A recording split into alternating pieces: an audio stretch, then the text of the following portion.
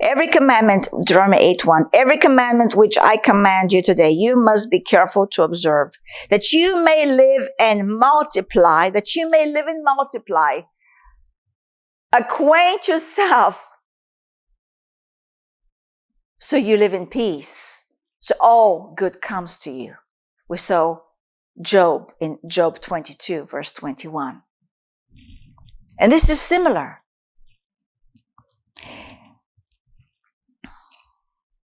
That you may live and multiply and go in and possess the land of which the Lord swore to your fathers. Verse 2. And you shall remember, ponder, think about it, remember, keep remembering what God has done for you. Remember that the Lord your God led you all the way these 40 years in the wilderness to humble you. Why did he lead you 40 years? To humble you.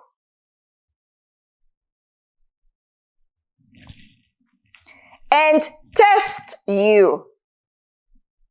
And test you.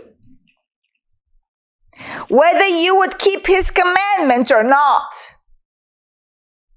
We are daily being tested by the word of God. If we believe the word of God. Daily.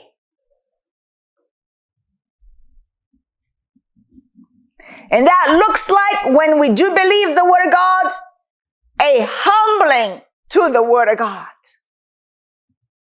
So the leading in the good green pastures by the still waters is a leading in the word of God.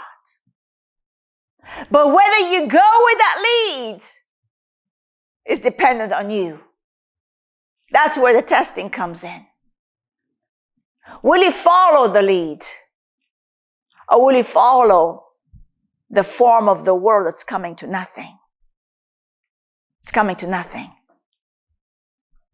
And so at the end of the day, you'll be a spectator of your life and there's nothing. Which is not going to be our portion. He led you all these 40 years in the wilderness to humble you and test you, to know what was in your heart, whether you would keep his commandment or not. This is verse 3 is where Jesus is quoting from here. So he humbled you, allowed you to hunger, and fed you with manna. He did not deprive you. Some would just focus, he allowed me to hunger, so I was very hungry. No, and he fed you with manna. He is a good, good father. He supplies every need. The issue is not that he supplies or whether he'll supply. The issue is what is in your heart that you're believing regarding the one that loves you. He humbled you, allowed you to hunger, and fed you with manna, which you did not know. You did not know, nor did your fathers know, that he might make you know.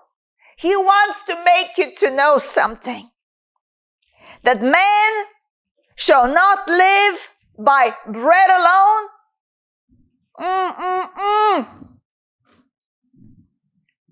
But man lives by every word that proceeds from the mouth of the Lord.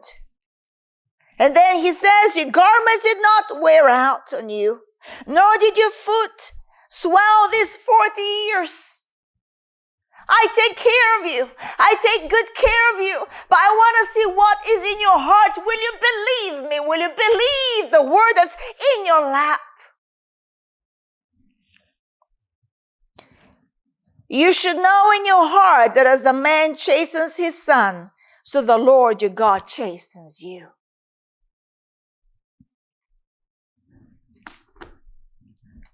It is the trying of our faith that the meditation of the word of God is made for. So we will pass through with flying colors.